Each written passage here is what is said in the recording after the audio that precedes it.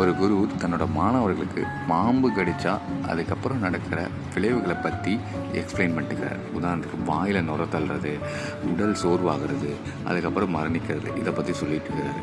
இது ஒரு பக்கம் இருக்கட்டும். இன்னொரு குரு பாம்பை பிடிச்சிட்டு வந்து அதனால் கடி வாங்கி வாயில் நுர தள்ளி ரொம்ப சோர்வாகி கீழே விழுந்து அதுக்கப்புறம் மரணிக்கிறாரு.